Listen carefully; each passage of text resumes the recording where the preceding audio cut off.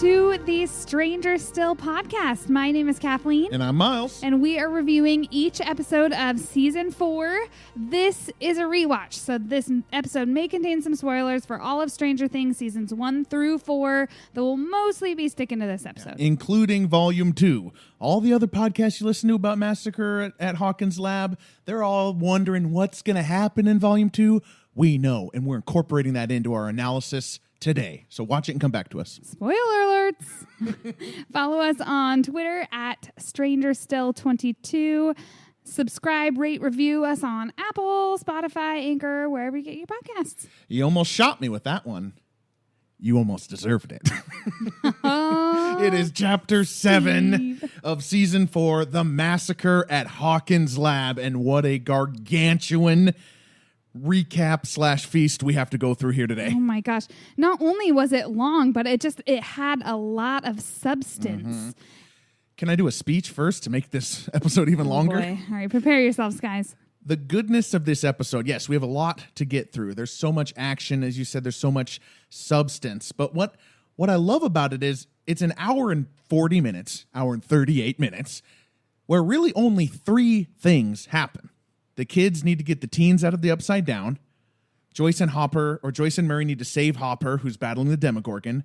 And 11 is in Nina discovering what really happened in the massacre. It's really just those 3 things that happen. So we get so much time to luxuriate in this stuff. And we've been hard on the show a little bit in our last 2 episodes. We're a very positive podcast, but the Nina Project, we called it the workhorse episode. Yeah. And it just had to paper over some things and move some things forward. Why did they do it? To get us here, to get us to this crisp, easily followable Volume 1 finale. And did we need to see a realistic plot where Jason finds Eddie through some other way other than the random kid knowing that Reefer Rick's house has got activity? Oh, yeah? No, we didn't. We just needed to get him there so we could get to here. We've set up. Just appreciate Stranger Things for this. And by the way, the last 2 episodes are still totally good, by the way, as well. Oh, I know. Every single episode has bbeen totally, absolutely amazing. Mm-hmm. You talked about how this episode has 3 specific points, but we also get like so many very interesting details throughout this episode. So just so much to cover today. Let's start with the Battle of the Bats. The Battle of the Bats. We pick up where Chapter 6 left us off with Steve with 2 bats on his side, one choking his neck. And this is where Steve shines. He's a badass when he is in battle. He once the other people arrive, he takes them down. Nancy with the Black Widow pose. Oh. Nancy hits one with the oar and then does the Black Widow pose and zooms in on her. She goes, "Hey there." Working on the catchphrase game, Nancy. Working on the catchphrase game. She's so great in other aspects. This is a triumphant, fun scene. I don't understand exactly what Steve is really hurt, but he's being choked for a very long time. Yeah, he can definitely get air because he's been screaming. So the bat is not efficiently choking him. Okay. Every teen gets a great moment. Robin slams one of the bats to the ground, and then Nancy beheads it with an oar. I just loved this. Just kill these bats, man. And even Eddie's kicking some ass. Eddie impales a bat. Yeah. And then Steve. He hits one of the bats, he hits one of the bats with an oar, and the oar snaps it in half, and then he stabs it with the broken end. And then Steve, nice sound effects. He's got the one and he's slamming it to the ground and then just rips it in half. I loved it. Kill the bats, I say. Not in real life. I know I don't like bats, but I understand they're important to the nature's and economy. Robin both. Yeah. Apparently, Robin is terrified of rabies. She's my number 1 fear is rabies. Apparently, she's been in the Upside Down for a minute 45 here. That doesn't scare her. But the fact that the bats could have rabies terrifies her. Rabies are my number 1 fear. It's Upside Down probably should be it now. So, and then it's obvious that, due to hive mind, that Vecna knows that they're there because he has the bats then block the gate so they can't get out and they have to flee into the forest. So that's 6 bats that surround the gate. Why? why don't they attack him? Why do they guard the gate? Why don't they attack the group? You're saying that's Vecna directed? I think it's Vecna directed because, like they say several times, this is the hive mind. They've just killed the 4 or 5 bats, so they could easily take down. Even Steve says we could take 6 bats. Yeah. So the bats' functions in that moment are strictly to keep them from going out of the gate. Okay, I do because think the other bats are coming. Okay, I think they killed 3 bats, and now there's 6 bats, so it is twice the amount. And I love that we've just been introduced to Skull Rock, and here we are back at it instantly, but in the upside down. And it went from this makeout spot to this creepy hideaway. Yeah, the wounded soldier moment. They carry Steve. He's limping. He's bleeding. Okay, when Nancy puts the Band-Aid around him, did they really have to have the squelching sound effects? It sounds like there is some internal organ damage there. It's definitely made to sound much worse than it apparently is. He definitely might have rabies. Yeah. And this is where Nancy reveals she does have some guns. Maybe they should go get those. Yeah. That's where she says she's got a revolver. Steve says, you almost shot me with that one. And she said, you almost deserved it. And her look at Steve was just, spicy. I loved that. Spicy with a little bit of... Spicy with a capital S. I don't know the lingo. Does that make it more spicy? Sexy. Sexy, yeah. Spicy. Spicy with an S that refers to sexy as well. So Nancy's got some guns. Eddie is incredibly impressed by this. They decide that they're gonna go back to Nancy's house. Yeah, and they get this the upside down starts shaking here. Yeah, why is it quaking? See, great question. I did not put this together even after I saw part 2. Did you orchestrate that question just so I would ask I'd orchestrated that question so that you would ask it. Yes, I did. Thanks for peeling back the curtain. On that. What it is it's 3 out of the 4 gates are open, and there's only one more gate to go. Okay. So the upside down is becoming unstable. It's what happens at the very end, the crack. So it's like holding on barely, but it's about to crack. Oh, once dang. Once Max, spoilers for all of season 4, everybody. Once Max, dies there, that's the result of these earthquakes. Wow. Or that's what these earthquakes are leading up to. Did not put that together. Yeah, me neither at first, I will admit. But also, so they decide to go back to Nancy's house, and Nancy stops and she looks through the distance and she sees her house. What happened to all the other houses? There's no other houses around. It's just hers, surrounded by upside down woods. Yeah. They are at the end of a little cul-de-sac there in the meadow, because that's where they meet. That's where they meet 11 after school one time in season 1. There's not enough houses in this upside down. They're kind of blocked off. Yeah, I agree. I realize that as well. But what do you always say? What is the upside down? Whatever it needs to be. On the way to that, Steve and Eddie have this wonderful walk and talk. Yeah. So we've had this jealousy tension throughout the entire season so far. Steve is clearly jealous of Eddie. And then we have Eddie admitting to Steve that maybe he's been a bit jealous of Steve. This super popular rich guy also turns out to be this really cool, nice guy. Yeah. Henderson said you were a badass, insisted on the matter. Yeah. I love that. He's basically saying you're popular, you're rich, chicks love you, not a douche. That flies in the face of my own personal Munson doctrine. And he reveals to Steve that Nancy did not hesitate for a second, jumped right in after him. Though, by the way, she did hesitate, but we'll go back to the tape on that one, Eddie. And that is true love, basically. Eddie is saying, Nancy is into you, man. You got to get her back. And we felt it. We felt it this whole season. Yeah. I don't know what happened, man. But there's something deep happening there. And then Eddie again hammers home that he is ashamed that he is a coward. That's the other part of this conversation. Though he just battled some Demobats. Yeah. He's I see danger. I just turn heel and run. Yeah, I agree. He did go in, though. I mean, he's being way too hard on himself. Absolutely. All right. So we get to the Wheeler house.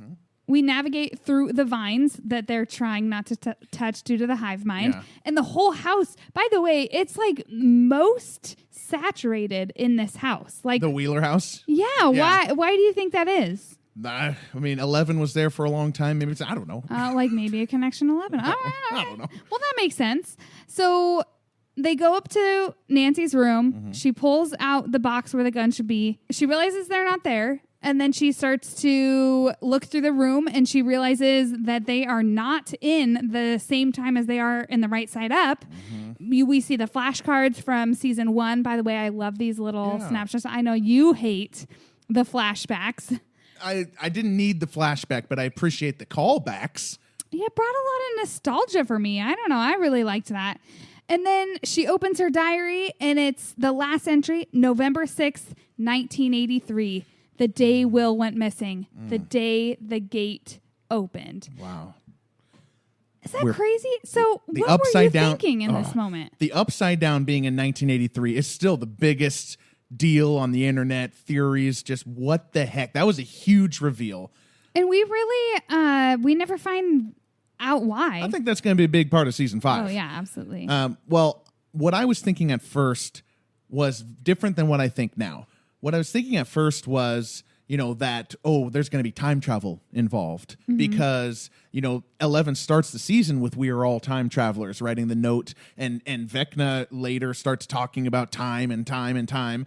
But my thoughts now are more like yours that you expressed on our Volume 1 review, which is that we've come untethered. Like the upside down was a reflection of the right side up.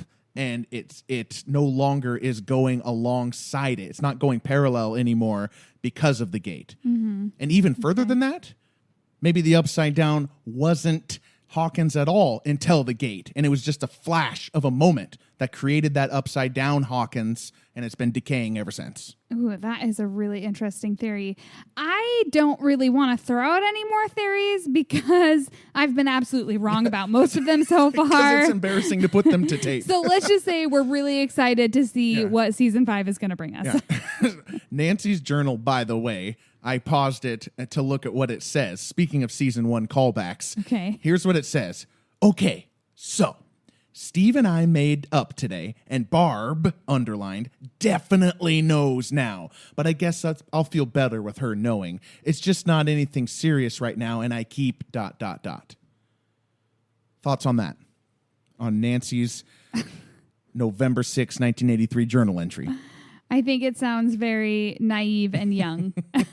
That's what I think Well, of she that. is a sophomore. Yeah. So meanwhile, in the right side up, also at the Wheeler house, happening simultaneously with all this stuff. They are being questioned by the police, and Max, this is Lucas, so funny. Max, Lucas, and Dustin are being questioned. Yeah, the they. Yeah. You can read my mind, right? This is just so funny because they're horrible liars. Yes. Absolutely terrible. The police are asking where they've been. They went to the lake. Why were you at the lake? We were going to take a little swim. A nice swim. It's so funny. And then Erica, of course, comes out and calls them out hard. They're like pants on fire. That's just the facts. That was funny. Erica's line is funny. Dustin's line is funny. But Dustin's mom's line is funnier to me. Dusty, someone was just murdered there. Yeah, we forgot about that. Yeah. We didn't realize. That's why we didn't swim. And where was Nancy? Was Nancy with you? Yes and no. And then Lucas, we don't know. Dustin, well, she was. And then she left. I love that everyone there knows they're lying. Absolutely. And Erica comments on it. Lucas's dad comments on it. It's a crime to lie to the night police. In jail would do them some That's good. Ted. That's Ted's line. Yeah. Threaten them with some jail time. And then Lucas's mom, you want to send our kids to jail? God, Ted, he's the worst. And this Sheriff Powell here finally takes his first instance of control. He's been preaching calm, be calm. I do think that's a good guiding principle for him to follow, but he is just so over his head. And he's going to say, hey, we're going to take he's over it. Yeah, he's over it. And he's going to say, we're going to take a more civilized approach. You're clearly lying. Let's go one by one. And Callahan's like, one of these pigs will squeal or something. Maybe he says that later. He's the worst. He's so dumb. But I love his character. I love the just like everybody just hates him because Callahan? he just sucks. I mean, you love to hate him. But Powell, I just endeared to Powell here. You know, he is so over his head, but he's still moving forward, which takes a different type of strength. And you see it here. He's the anti-Jason. He doesn't make it about himself. He just doesn't know anything. So he's just trying to find stuff out, plowing forward despite no success. They take Max first. Yeah. I just wanted to also agree with you. I think he's a great guy. I feel so bad for him that he's going through this minus Hopper. Yeah. He's just like thrown into the fire, basically. Yeah. What would Hopper be doing right now? Crushing it. So that leaves Lucas, Dustin, and Erica some time to talk in the kitchen.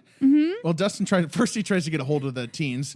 I repeat, we have been collared by the law. Pretending to go to the bathroom in a bathroom that this just cracks me up because it's absolutely 80s. The toilet and the sink are black.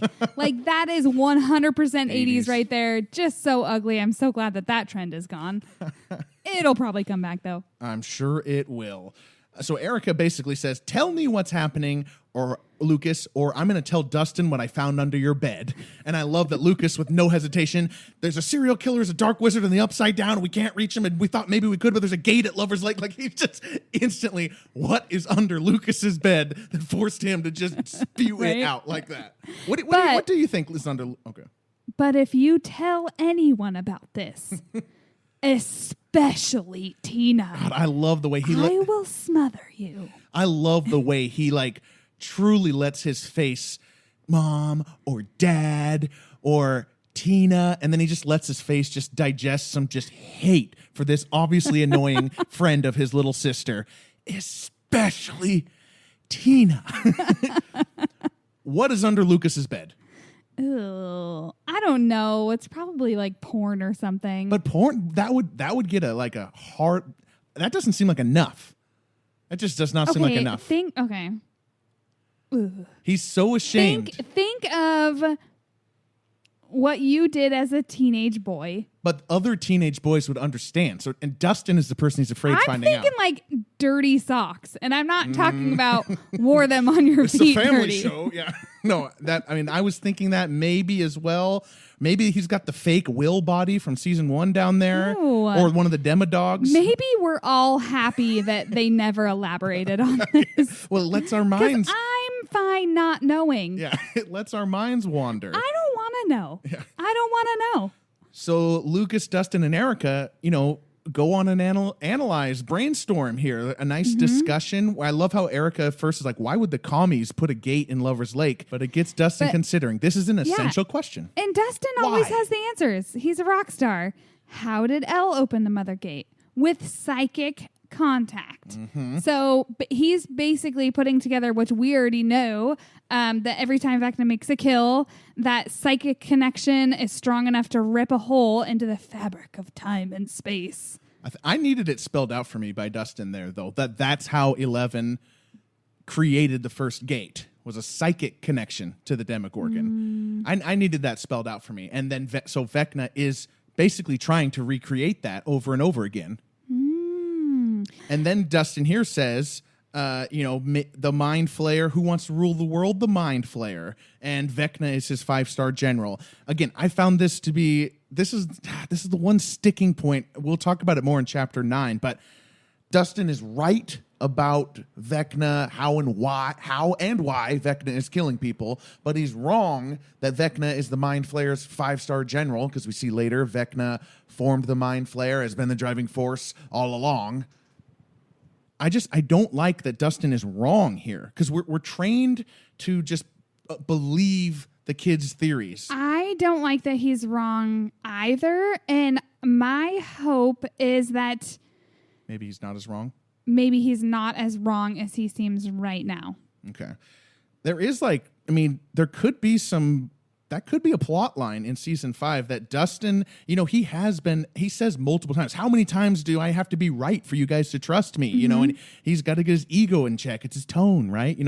Dustin is so confident that he knows what's happening and is asking the right questions, maybe him being wrong about this big thing will kind of bring some friction between him and somebody else, or I don't know, because it's just, I find it annoying that he calls Vecna the 5-star general for the Mind Flayer, and then it's not that. Yeah. It's just now we have to distrust everything the kids have said, and it's hard to get my mind around that. I still have faith that Dustin is correct, and maybe that's just because what I want. Yeah. I want the Mind Flayer to be separate. I mean, when we have in the later episodes, which obviously we'll cover when we get there, when we see the Upside Down, the cloud thing, that really is its separate entity. Okay. So, I don't know.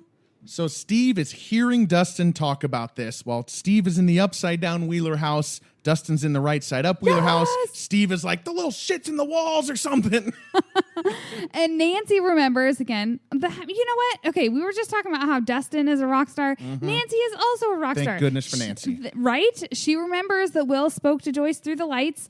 And so they try all the switches to figure it out. And then she sees, was it I think Steve sees it by flashing his flashlight. Oh, yeah. And then she puts their hand in there. The and overhead light. Ooh, it feels good. It's like a fuzzy little moment. Yeah. Yeah. That was not exactly what I was expecting as far as the lights. But I guess how else could they have made that happen from the Upside Down? I don't know. I think we got more on that to come as well. Eddie says he doesn't know Morse code, but he knows SOS. Does SOS count? So he's going to do that through the lights. And as Dustin is still analyzing, which, by the way, one of the questions Dustin is asking while we're sort of paying attention to Erica looking at the lights, one of the questions Dustin asks is, what do Elle and Vecna have in common? That's what Dustin asks. Good question, Dustin, because the answer is they're both prisoners at Hawkins' lab. But he doesn't know that yet. But Dustin's just so good at asking the right questions. Yeah. And Erica is so good at saying at being Vecna's polite here. and saying, please be kind. Rewind. Sorry, I just really had to say that line. I love that line. Yep. It brings me back to the days when we would go rent movies from Hollywood Video. I always rewinded because I follow the rules. Well, of course, as you do. So Erica says the lights are flicking. Looks like Vecna's here, but Dustin knows this is the Scooby Teens. They were dumb enough to go into the Upside Down, in fact. So they get the brilliant idea to grab the Night Bright. Also, another blast of the past because I had one and I loved playing with it as a kid. Light Bright. Light Bright. What did I call it? You call it Night Bright. Oh, I had one. I should get it right. I think you're right. You should get it right. The Light Bright. You called it Night Bright, but that wasn't right. The right way is Light Bright. No, I called it Night. I don't even. Okay, let's get back on track. They had the box that makes the lights that you can make pretty, and they bring it upstairs, and they're going to use that to communicate with the Upside Down.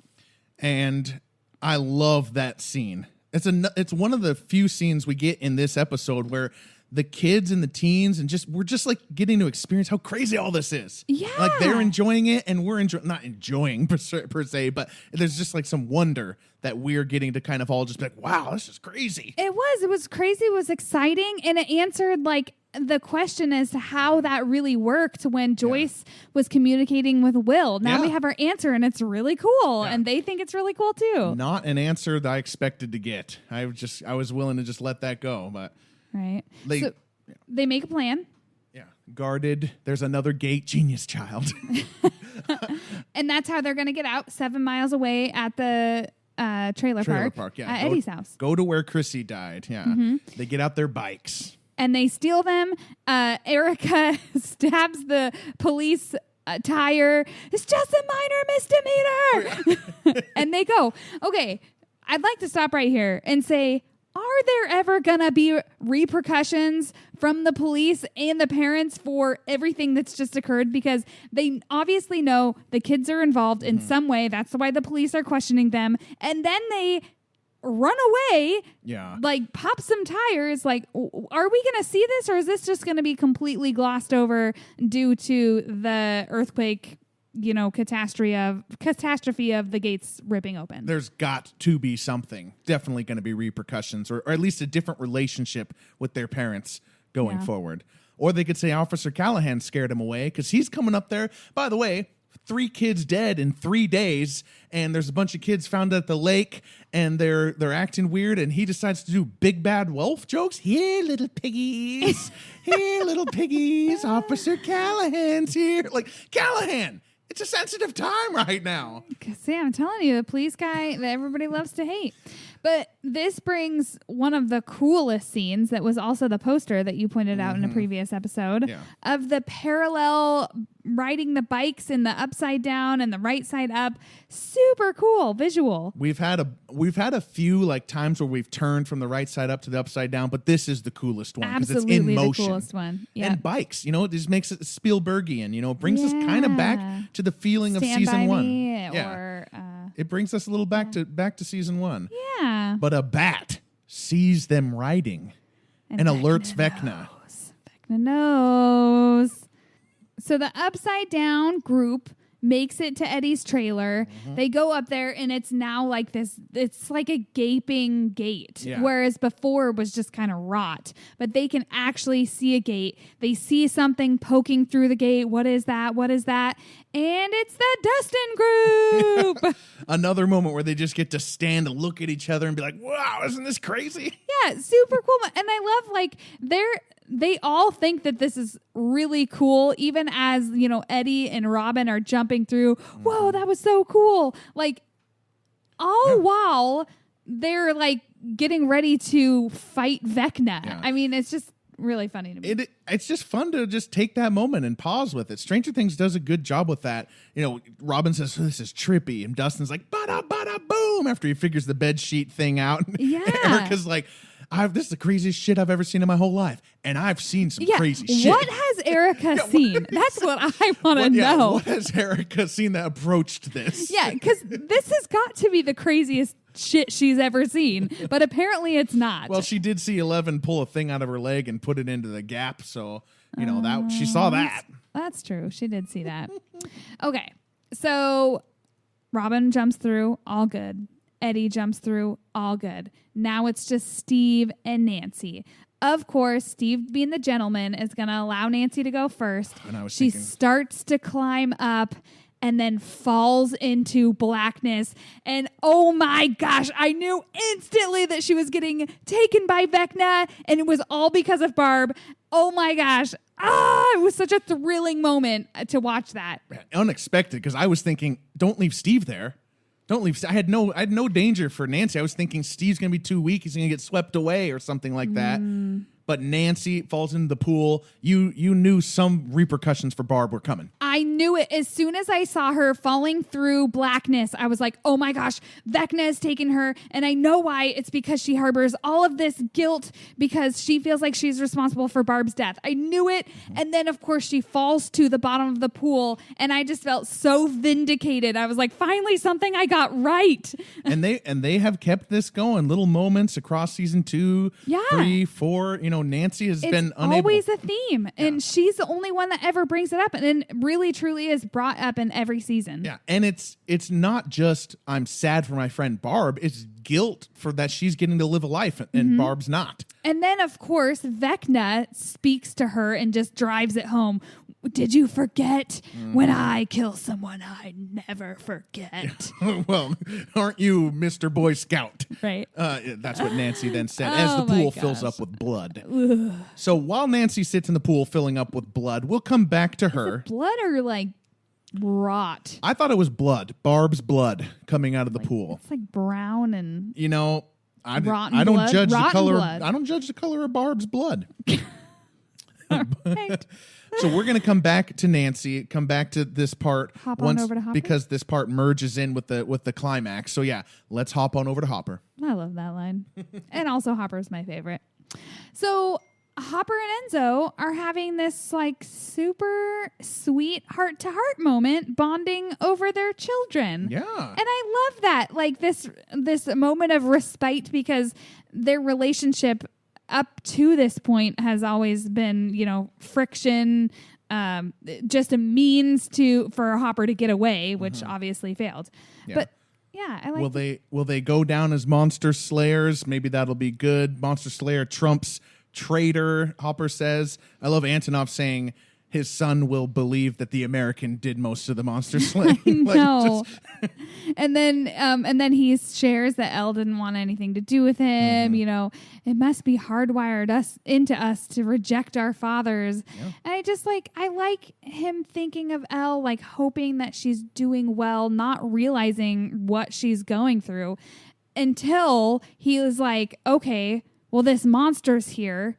It's a part of something that wants to hurt Elle. It shouldn't be here. It shouldn't be alive. Because it is, it means this still isn't over. Yeah, and if he can kill it, he can do some amount of good. Yeah. And he does say, if we are going to get out of here, we're going to need a miracle. He has chosen to try and live. Yep, he has chosen to try to live, and he's still going to help Elle, even if it's the last thing he does. So Murray arrives at the Murray and Joyce and Yuri arrive at the Kamchatka prison with some rare imports from America. Yes, and I like Murray plays Yuri so good, and it's just like that much funnier because Yuri's in the back listening, and it's like just an extra jab to Yuri. I feel like Murray is trying to insult Yuri by impersonating him. And that just cracks me up. Oh, gosh. Everything about Murray cracks me up. So the guard lets him through. They're waiting in this room for the warden to arrive. Murray's like acting like he's going to take the warden out, but he's dropping the gun. Joyce is like just pissed. Like, what are you doing? I need you to act scared and confused. I am scared and confused. The warden gives us a moment, a scary moment where he's like, you are not the Yuri Ismailov I have heard of. The Yuri I knew had a screw loose. You have multiple screws loose. Oh, man. I love that scene. I love when they pull Joyce's thing out and she says, what have you done with Hopper, you vile commie pig? Yeah, I like that too. But what I don't like, or what makes me really sad is, so the warden takes them out to the platform that overlooks the Demogorgon pit. Yep. And you just have this feeling like, you know how Joyce must be feeling in this moment. They've come all this way. They're so close to saving Hopper, and they realize like something is wrong. Yeah. Are they just going to watch him die now? Exactly. They're right in they arrive right as the speech. The referee gives a speech, choose a weapon, don't go before the whistle, all that stuff. Or you'll be shot. Yeah. And like, just to come that far and then feel like you're going to fail or that you're going to watch the love of your life because, you know, Hopper is Joyce's love of her life. Of course. Yeah. It makes you so sad and so scared. And even as the audience, like, we know they can't kill off Hopper. You still feel so much anxiety because of watching Joyce. She just plays it really well. I was like 95% sure that Hopper wouldn't die. But there was 5% of me that was like, maybe this is all for Joyce's plot. Hey, I mean, we did watch Game of Thrones. Yeah. And they never shied away from killing. So I feel like you always have that doubt. They did at the end. Oh, Game of Thrones gets all this credit, but they had the most plot armor ever in the last few seasons. Like, their characters could survive anything. Yeah. The Grecian Demogorgon battle is so awesome. It is like, after binging a show for like 9 hours, you don't take the time to appreciate what you're watching sometimes. Yeah. The effects and the stunts as they gather in, they're looking at the whatever comes out of there, hold your ground, you know, and of course they scatter instantly. Instantly. Well, the Demogorgon's scary as hell. Yeah. It comes out there, and just the stunts are just brutal. The Demogorgon is so, I mean, it takes a guy, eats his head, it shoves one up on a cement pillar, and it climbs across the side wall. Yep. And it lifts one up and just swiftly, like a brutal punch and then a bite. And all the deaths, it's very jagged and realistic. It doesn't look like they're landing on little pads everywhere. It's just really well done and really brutal. Pure power. And like I just talked about, feeling the anxiety that Joyce must be feeling, then we feel it as we're watching Hopper trying to light the lighter and it's not working. And then we're like, maybe he's not going to survive. Yeah. Maybe she is going to watch him die. Remember when he had it on for so long? As he just and you're like, you wasted all that fuel. Oh my gosh. This Demogorgon is so much more powerful than the season 1 Demogorgon. Maybe they're just different so much Demogorgons. more vicious, but much faster. Maybe different, faster, but also I feel like it's having been conditioned. Yeah. Because how many times have they done this? Yeah, it's younger. Right? It's been in Russian care. They've been training it for this. That's a great point. Because the other Demogorgon, I mean, Steve, Nancy, and Jonathan close combat it in a house, and they're pretty much never really in true danger. Right. I think the coolest thing about this scene, though, is, not only like the Demogorgon battle itself, but that they're hopping between the battle and then like Murray and Joyce trying to like open the gate for Hopper. So, it goes from like the Demogorgon killing somebody to Murray holding a gun to the warden and back to the Demogorgon. Then they're down in the like controls room. I don't know. It's just really cool. Very fast paced. I like that too. You like the ping back and forth. You've talked about that a couple of times, and it's really like well put together, and it's keeping you on the edge of your seat. Yeah.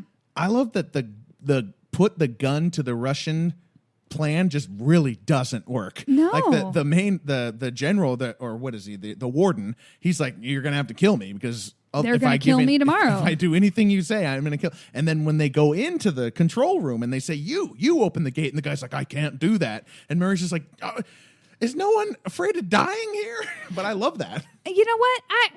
Kudos to the guard guy that could have opened the gate, because he was like, if I do this, I'm sentencing all my comrades to death. Like, he is actually a hero to his people. To his people, yeah. But his moral compass stops at keep the gate closed while Americans who've been extradited illegally from the country get eaten by a vicious monster. I guess you make a valid point here. Not a saint. But then so Joy starts doing the most dangerous thing she could possibly do is she just starts hitting all of the buttons. I mean, she was going to try to learn like quantum mechanics just by renting all the books from the library. So she's just going to start doing stuff. She could have been doing anything. It like could have been so much more catastrophic than it was.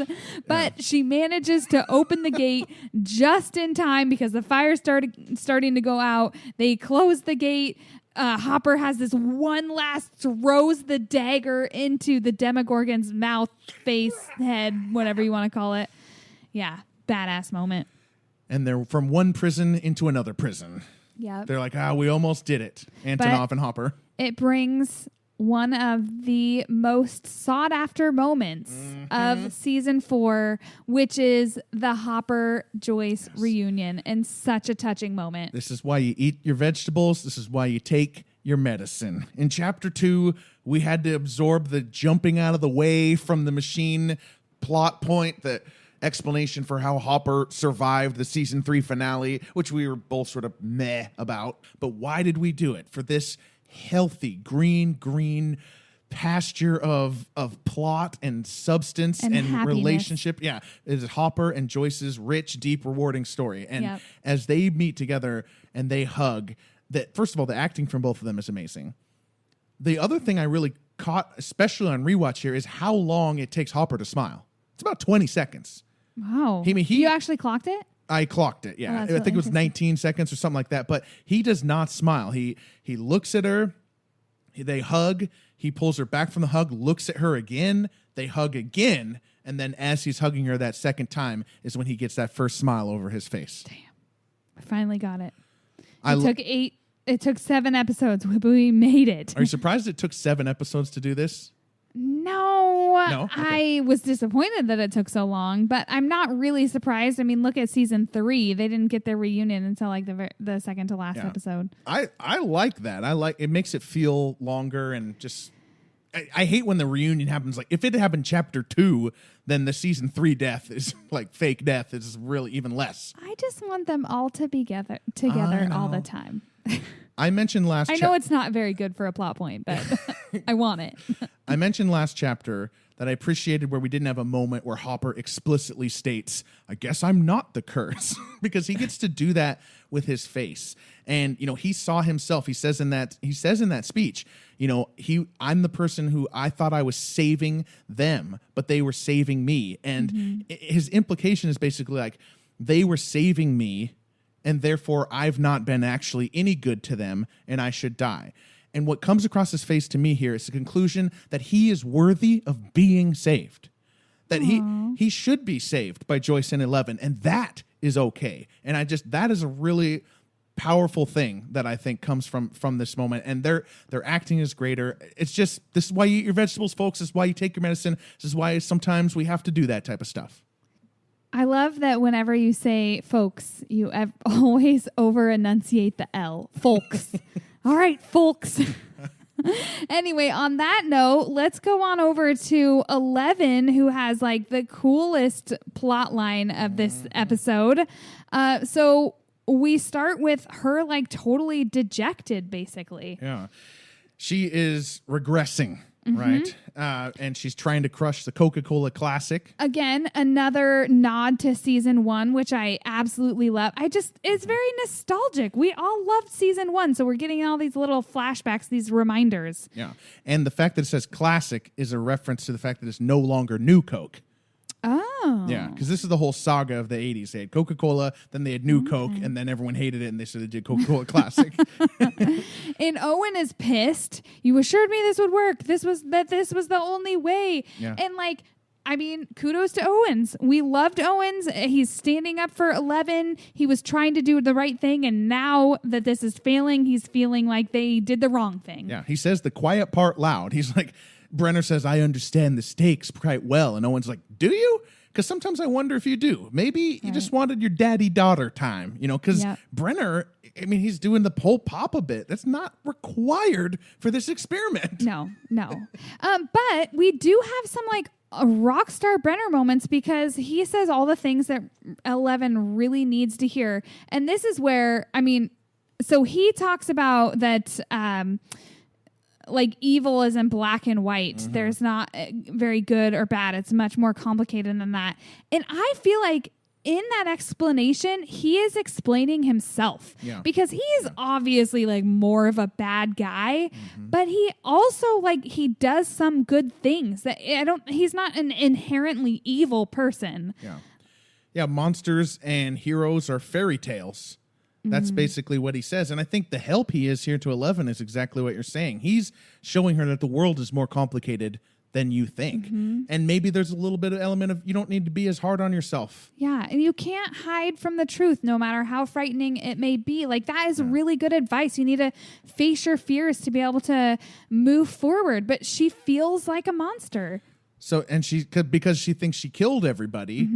And I get the therapy stuff, but why can't he just say, oh, no, you didn't kill him. You're all good. Oh, also. Why can't they just say that? One of the lines that he says is, because she goes, what if I don't want to become whole? And then he says, then that's a choice, your choice. This place is not a prison. Sorry about shaving your head and injecting you with a sedative. Absolutely. And then later, when we watch the next 2 episodes, like he's clearly not letting her leave. So they open the door once. They open the door once, Kathleen. Isn't it a prison though? Well, okay. Maybe he's like, this isn't a prison now that you killed our 3 guards. Right. Back in the Nina project. But really, he does give her some excellent advice. It really is absolutely what 11 needs to hear to be able to move past this.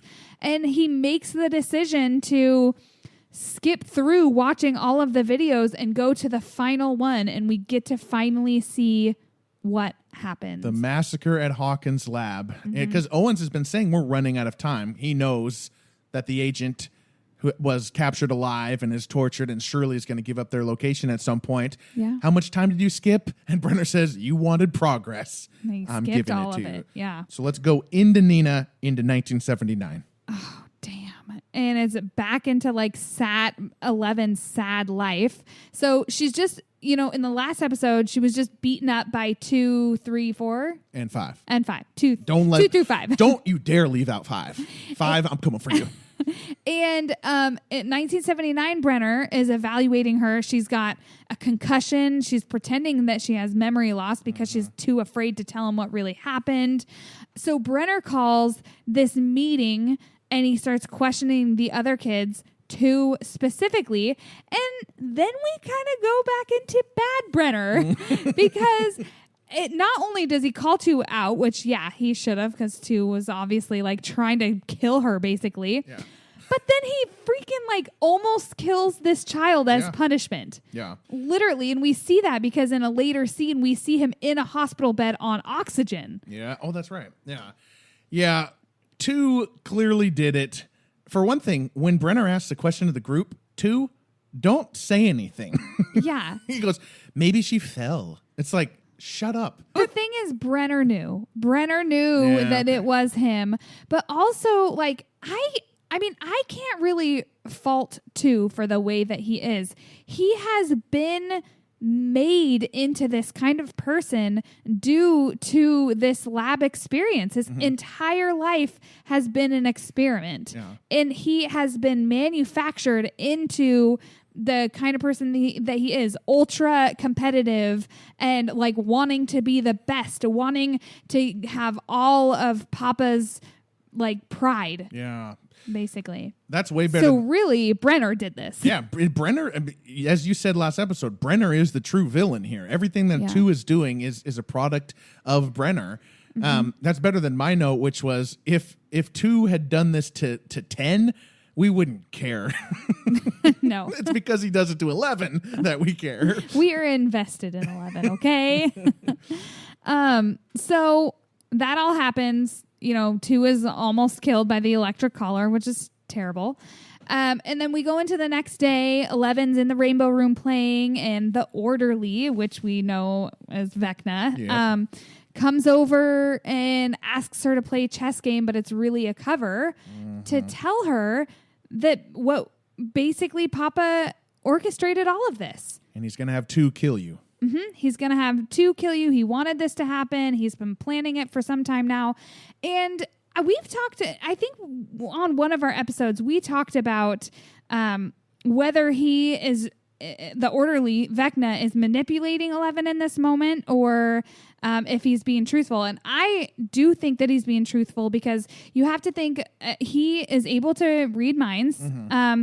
And he feels like him and 11 are the same. And I think it's because he looks at 11 and he sees that she's purely good. Whereas when he sees everybody else, like everybody has a little bad, but 11 is pure good. Papa, even with the chip though, he has got his powers. No, I mean, I think that he's not able to like he's weakened. Okay. But he can see into people's heads, but he's not able to put visions in people's heads anymore. Yeah. Okay. Right. So, but I think he sees that Dr. Brenner really orchestrated all of this, but he's misinterpreting Dr. Brenner's motives. And I think Dr. Brenner's motives are to get her to use her powers. And I think that Brenner's sure that she'll be able to use her powers to save herself, but really Vecna thinks that he's that same thing's intimidated happening. By her because that's how he felt about 1. That's how he felt about Vecna because he was afraid of not being able to control Vecna. Yeah, I think that's it. That's it, and I agree. I think Vecna sees himself in 11 and thinks that she's exactly like him. When really they're exact opposites. But he doesn't see that. So he's not a good reader of people, despite the mind reading part. Right. You see what you want to see, I suppose. Yeah. So they do a whole plan. There's going to be a key card and all this stuff. We're going to meet in the basement, and we get to the day, and 11 implements phase 1. Damn. Where she's in the room coloring, and Dr. Brenner... we see the beginning of season 4, basically, from 11's perspective. Dr. Brenner comes in to talk to the weirdo 10, who answers him with an 8-ball. Why is he a weirdo? Because he's just a weird dude. 10? I mean, 10's weird. They're all pretty weird due to their upbringing. 10 is a weirdo. I don't know. I disagree. I don't know. I'm just having fun having like strong opinions about some of them. Like, I feel bad for this kid. He dies. Yeah.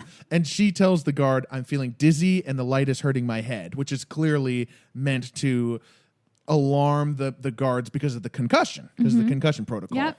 So she runs away from, he goes to the nurse's station. She disappears. She runs away from him. She uses the key card to get down to the boiler room to meet Vecna, the orderly at this moment. The boiler room we have seen before.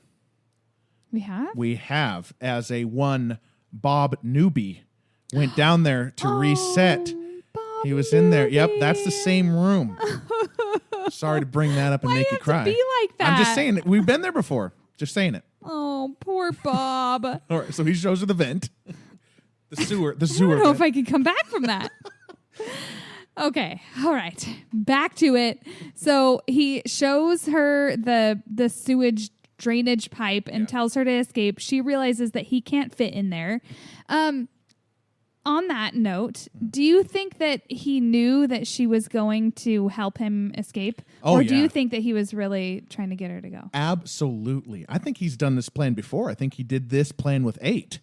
And he's counting on the little kid. He's manipulating the little kid to say, I can help you. But 8 was just like, cool, you can't fit, peace.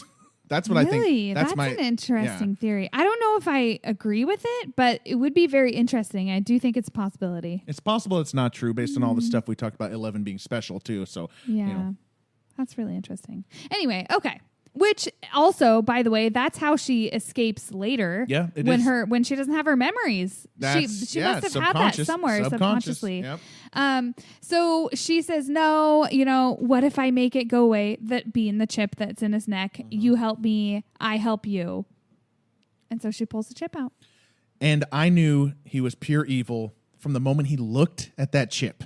Oh, damn. I mean, I kind of knew the whole time. You've been creepy as hell the whole time. You caught on really early. I did not. But he looks at that chip and you're just like, uh-oh. Oh, bad things are going to happen. That's when the guards bust in with their flashlights going everywhere. They chase them up the stairs. Mm-hmm. They corner them in the hallway. And there's always a smart-ass guard. Where do you think you're going? I know. I did think, okay, I thought this was an amazing episode, but I think that guard's acting, he overacted in that moment. Maybe. I thought it was just a little bit cheesy. That guy on blast. And the orderly Peter Vecna 1, whatever his name is, shows us that he has powers. He kills them all, does the neck snap that 11 also subconsciously uses that move. Yeah. Later. Oh, yeah, she does. Oh, my God. Yeah. There's a lot of parallels. And while he does that, we get kind of a sadder version of a score track called The Return.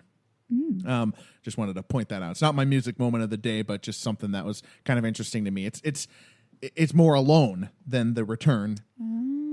And so it's meant to be like kind of sad because in that moment, I suppose we know that he's evil at that point, but 11 doesn't know.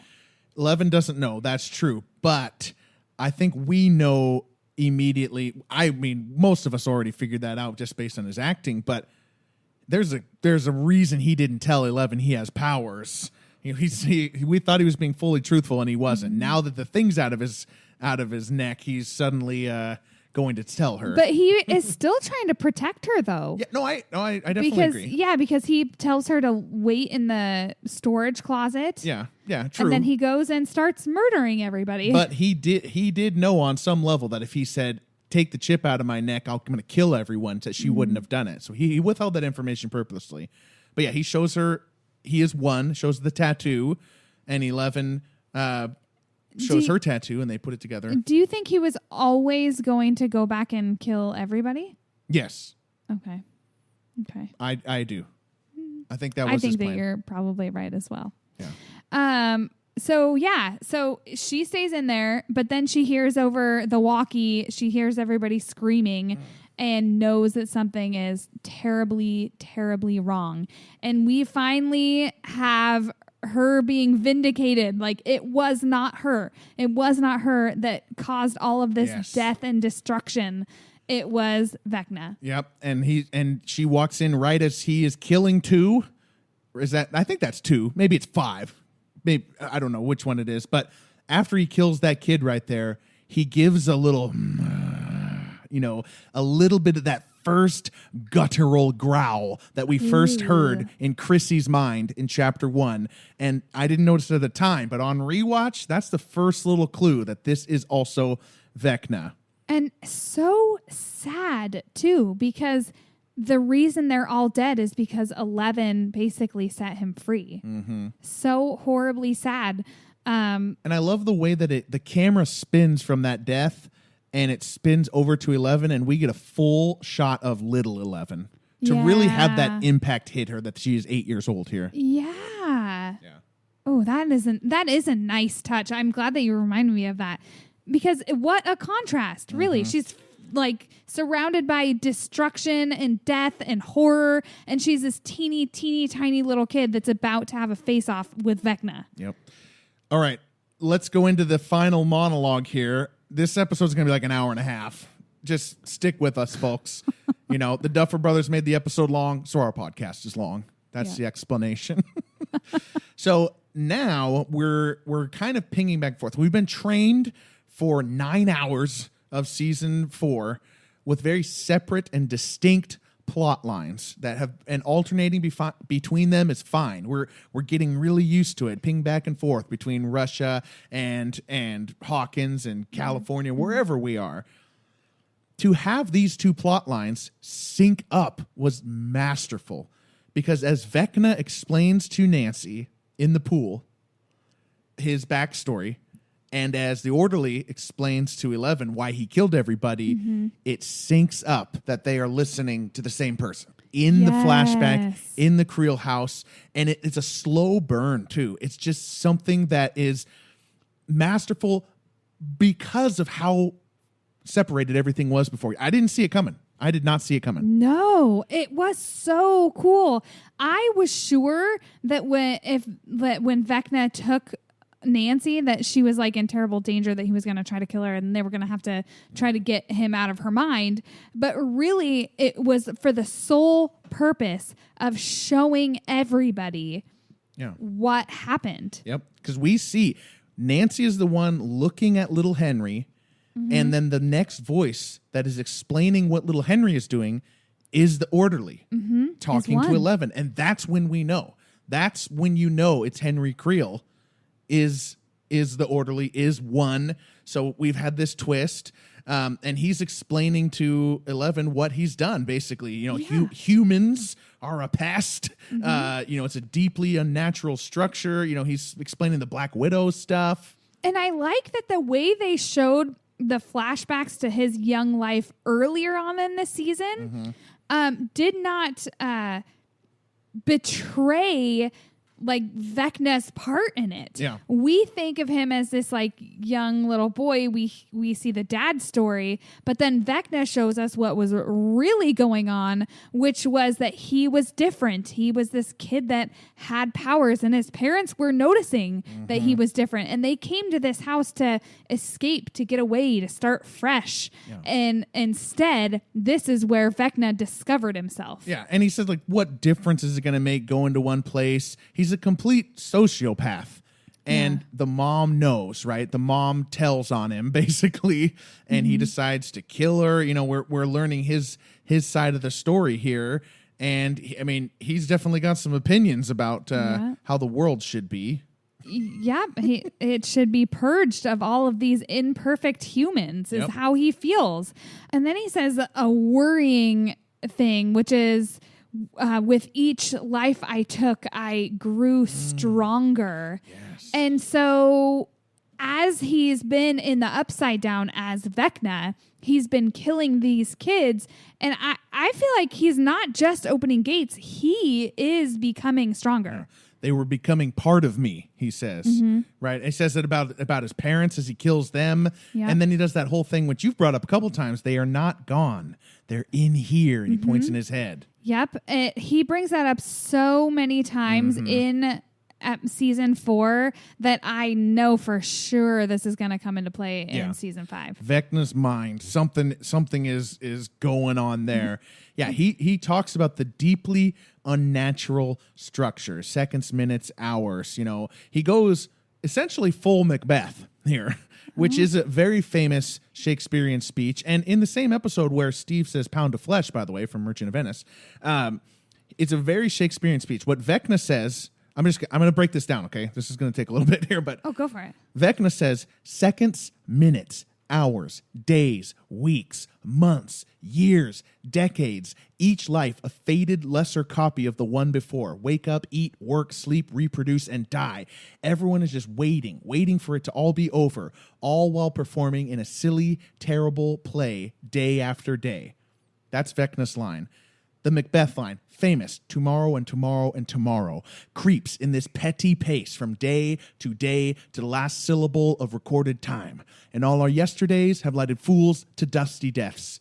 Life is but a walking shadow, a poor player who struts and frets his hour upon the stage and then is heard no more. It is a tale told by an idiot, full of sound and fury, signifying nothing. Damn. It is that speech. Purposefully mirroring it? It has to be purposeful. The petty pace from day to day, just both with that metronome, day to day, monotonous, moving forward in time. Tomorrow and tomorrow and tomorrow, says Shakespeare. Weeks, months, years, decades, says Henry. And they both have like the Henry Vecna says, each life a faded copy just to die. And Shakespeare says, lighting fools to dusty deaths. And the references to Vecna says being a silly play, whereas Shakespeare says a poor player or actor, struts and frets his hour upon the stage to be heard no more. For Macbeth, this was a moment of clarity that nothing has actually mattered, and maybe his ambition was misplaced. For Vecna, or for Henry I Creel, whatever, it is his motivation, his inspiration for why he must do what he must do. He believes he has the answer to the world's problems, which is eradicate all humans.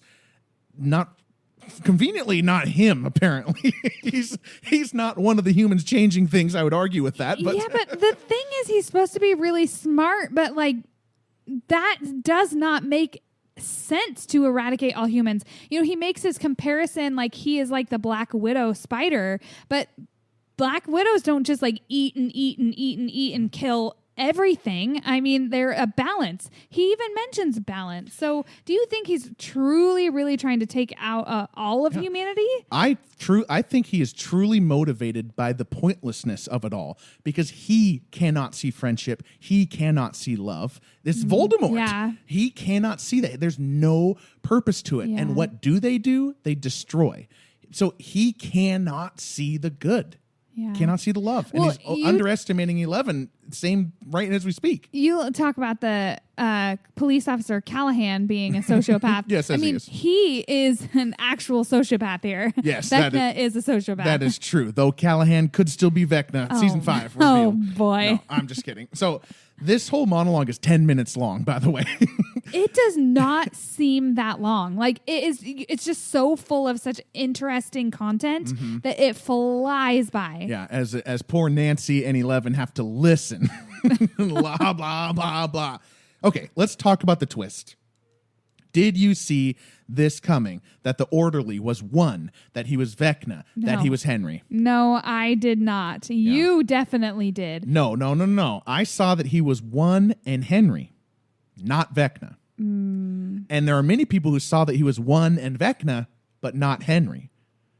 I didn't see all three. It's really a triple twist. He reveals to 11 he's one, he reveals to Nancy he's Henry, and then he reveals to both of them that he's Vecna. And I think that triple twist manages to trick people. It's one of the reasons this episode resonated and did so well, and brought the magic of Stranger Things back, is because everybody like me probably saw that he was one, and maybe saw, oh, you know what, he's Vecna too, or you know what, he's Henry too. And they sat back in their couch a little bit, smug, thinking, I got the Duffer Brothers number. I see the double twist coming, but nobody got the triple twist. Yeah. Nobody said he was all three. So when did you say you finally discovered that he truly was all three?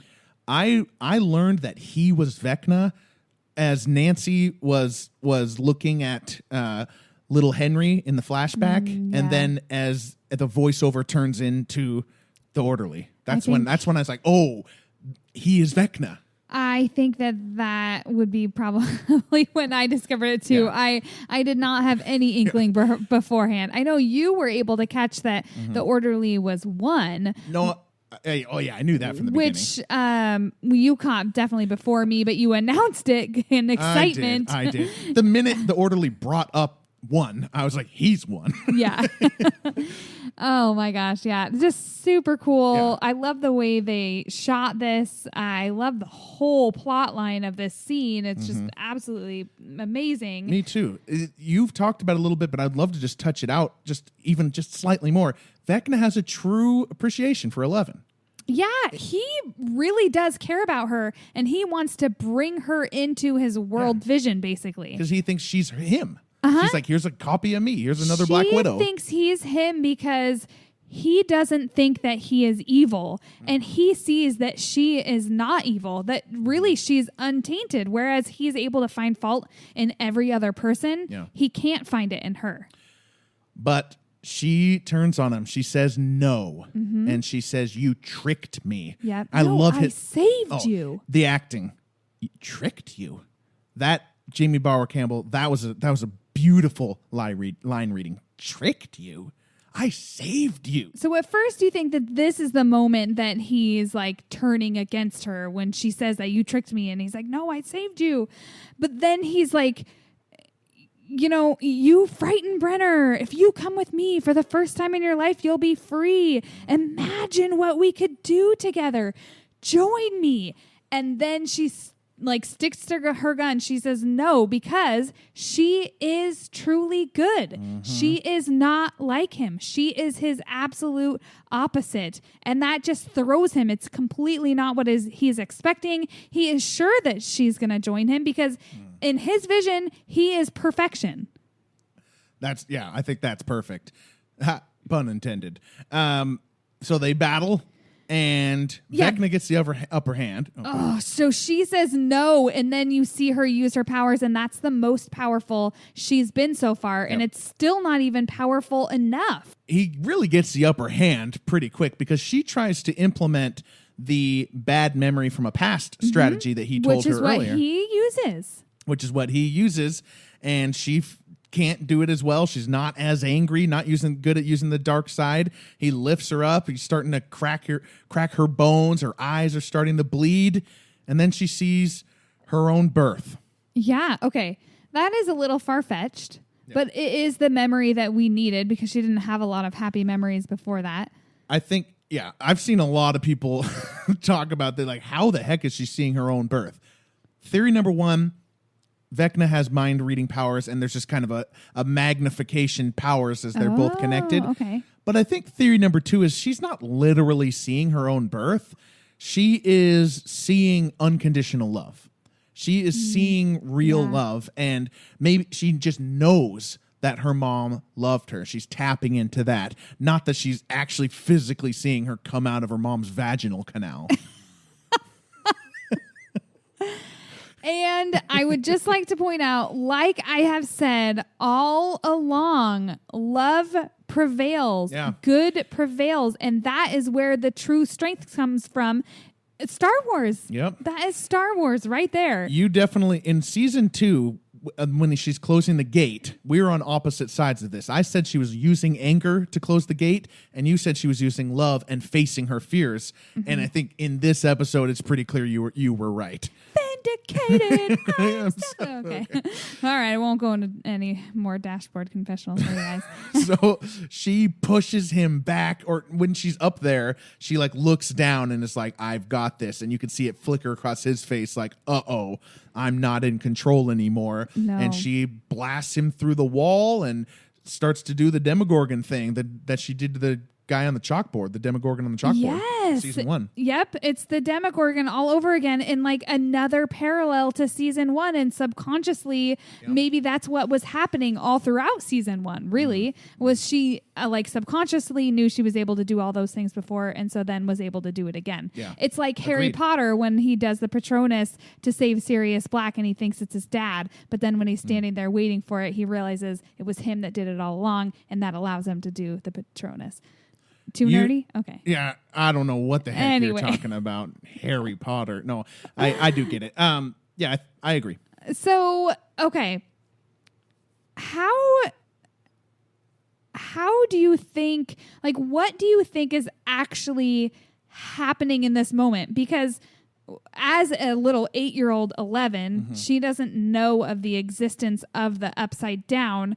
So when she is using her powers against him, what do you think, like, what is she trying to do? Just like utterly destroy him or send him away? Like, what do you think is going through her mind that ultimately allows him to go into the Upside Down? Well, I think to answer this, we have to know where the powers come from, and I'm not sure we're ever going to get that answer, or that we really need that answer. You don't need the answer of the midichlorians of where the Force comes from or something. Actually, the Force does not come from midichlorians. Having a high set of midichlorians allows you to access the Force. Is this a Star Wars podcast, or is this a Stranger Things podcast? After I just talked about Harry Potter. Yeah. So I think that it's like the redlining of these powers that they have. It creates this sort of situation, and they don't know it. They don't understand it. So the Upside Down and the world and all that stuff, this is like a side effect of whatever this power is. So, yeah, she's trying to destroy him. There is no escape. Don't make me destroy you. Another Star Wars reference. And our final look on Vecna is as he falls down and is getting like all this first little lightning bolts and transforming into Vecna. Yeah, and then we see real Vecna, 1986 Vecna, and it zooms in on his wrist, and we see the number 1. Mm-hmm. And I would love to meet the mouth breather who was watching this show and went, "Oh!" Because there's somebody out there. It did not occur to them until that moment. Guys. Guess what? Oh, man. Awesome. Okay. Can we talk about how when we first watched this, we saw him go into the Upside Down and it was all red, but now they've gone back and edited it to be like yellow. I think that's because the scene gets used again in chapter 8, and it's just to alleviate the confusion of the red mind room. That's it. I think that's all it is.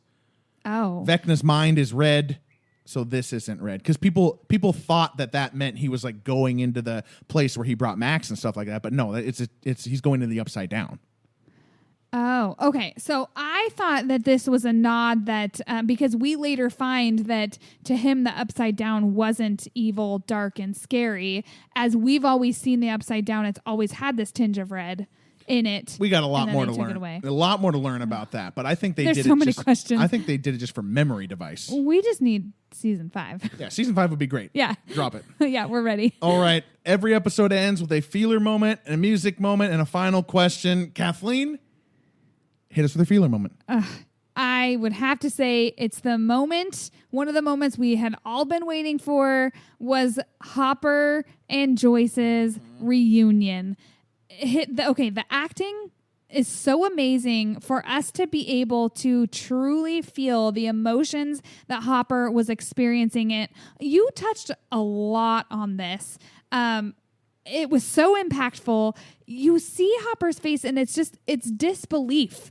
Like, this cannot be real. He's been living in this hell for the last 8 months. His brain cannot truly process that he is like basically home, because Joyce is home for him. And then you see his brain like catch up with reality and his face transforms and you see home appear on his face. And when he grabs Joyce, he like pulls her aside and then he pulls her close again, and you can just like feel the hug that he is giving Joyce in this moment. You can feel the amount of pressure that he must be using in this moment because he's finally home. Nice. Music moment. Oh, did you have a music moment? You said you had a music moment. I did. I kind of want to hear your music moments. And then go? Okay. Yeah, to see if you bring them up. Well, my first music moment is Nancy, Steve, Eddie, and Robin putting their hands into the light when they're in the Wheeler house in the Upside Down. Not only does Nancy call back specifically to Will discovering that he can communicate to his mom, to Joyce, through the Christmas lights, we also get that season 1 score track titled One Blink for Yes.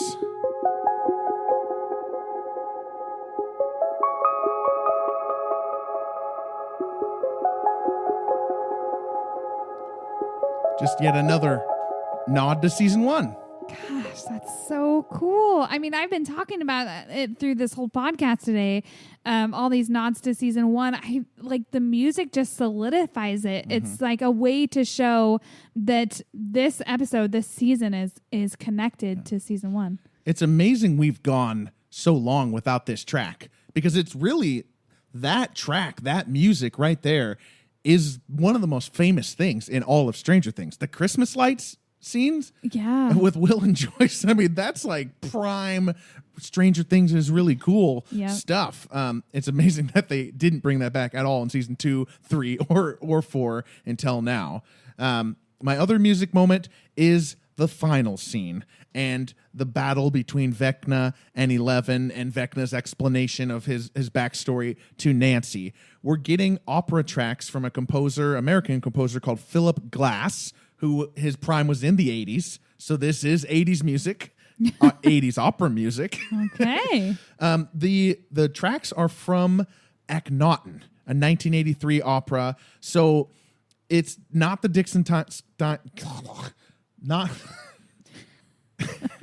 not the Dixon Stein score, nor is it a famous 80s track. Opera. And why this opera? You know, it just feels weird that we would go for this one. But looking at the plot of this opera, Akhenaten, you know, Akhenaten is a real historical figure, you know, an Egyptian pharaoh in the 1400 BC, and he's the earliest recorded person who said, we're going to go with one God. You know, this is before Christianity, 1400 years before Christianity. This is before Judaism, all the major religions. He scrubs Egypt of everything, all their other gods. He starts a new capital. He forces monotheism on all his people. Wow. And for this, he is overthrown. He is overthrown by his son, King Tut. FYI. Wow. Ever heard of him?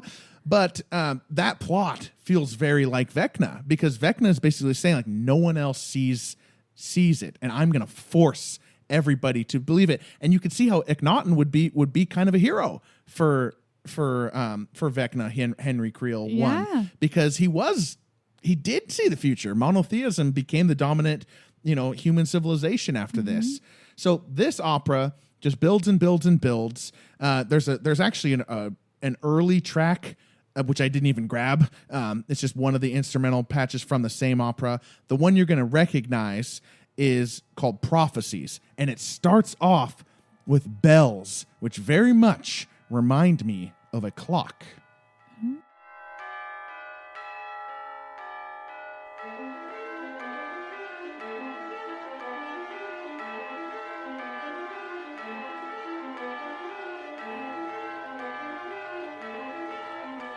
And that just kind of builds. It's actually kind of on a loop, you know, with that. And it goes longer than the instrumental part probably actually does on the track. We don't really hear what we plebeians would call like the truly operatic high voices until Vecna says, "You are better than they are" line, when he just truly lays it out on the line, which, by the way, is 9 minutes into an 11-minute speech, and we finally get the operatic part of that track.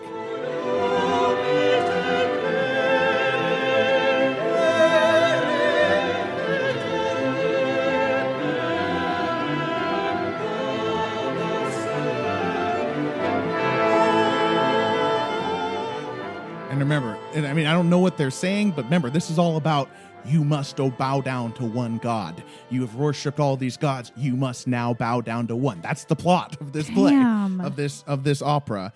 And my favorite part really about all this, to tell you the truth, as Eleven has her bones, you know, possibly snap, you know, we see it goes silent. She sees her mom. The birth is completely silent there. There's no music.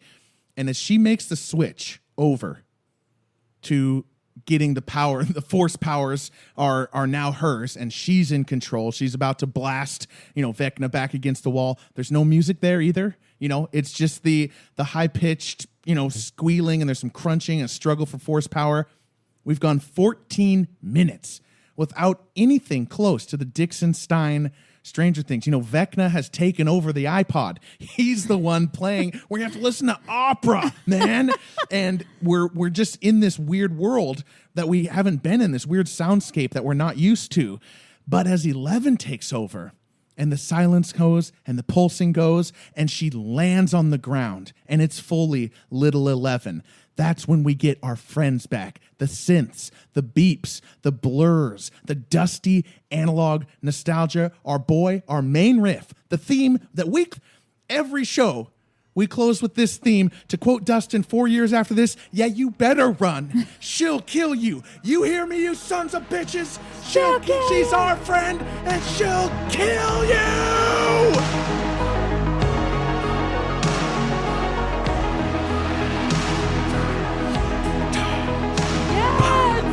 Season 1 is back in the game! And back in business, buddy. Oh, man.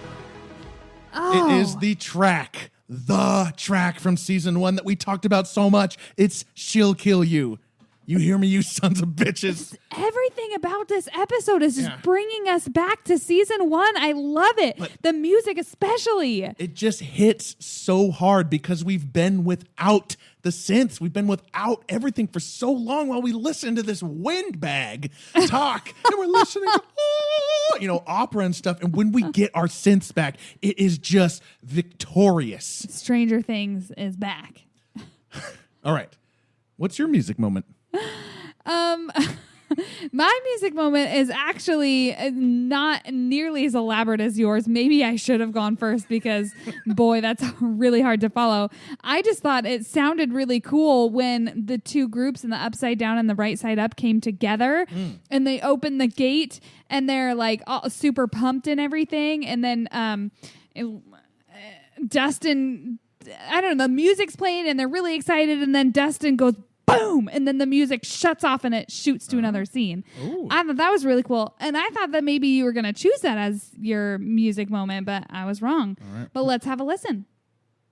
I will look that up and post that in here. No way.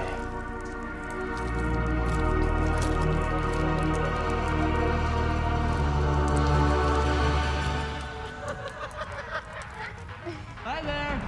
Hi. Holy shit, this is trippy.